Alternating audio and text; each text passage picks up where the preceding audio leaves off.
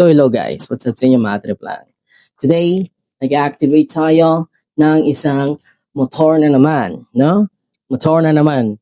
And ang i-activate natin today is Honda Beat Premium White. At yun lang naman, samahan nyo ako sa gagawin kong journey kung paano linisin at i-activate ang motor na yan. Alright, tara na!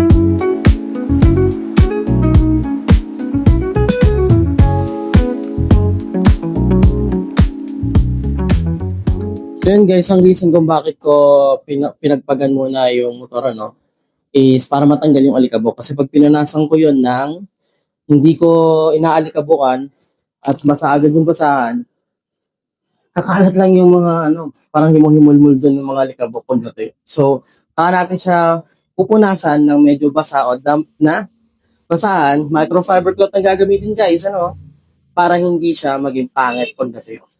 Alright, let's continue.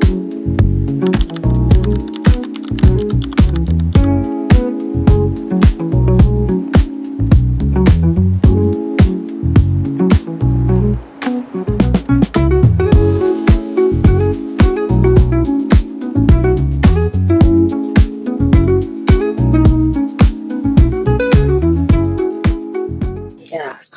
So yun guys, tapos na natin punasan at kuhanan ng documents i-activate na natin siya. So, kailangan natin kunin yung susi.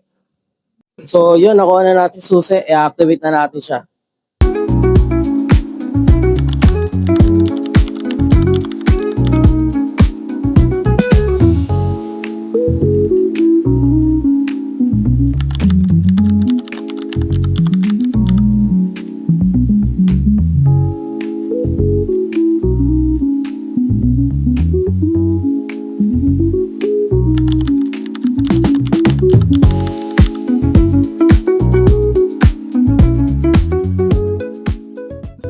So yun, we're done activating the Honda Beat Premium White, 110cc.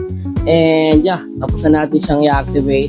So waiting lang tayo sa customer na dumating dito and then para malagyan na siya ng gasolina and then mapaandar to check if it's properly working before i-release. So pag once tapos na yon and pirmahan ng kontrata, release na yung unit and then ilalabas na natin. Alright, samahan nyo ako ulit sa gagawin natin yun. Alright. Well, unfortunately, hindi ko na nakunin yung mga sumunod na nangyari. Nung dumating kasi yung customer, pinrefer ko agad yung mga dokumento pipirmahan at dumating na sa point na nagkapirmahan na ng kontrata. At ito yung proof, may picture kami. And also, after po naman ng kontrata, nandito na rin yung picture ng kanyang motor kasama niya. At yun lang naman ang mga nangyari. So maraming salamat sa mga nanood.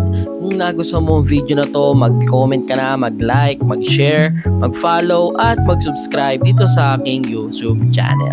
So maraming salamat sa lahat. Mag-ingat tayo mulit. Magkita-kita sa susunod na video. Paalam!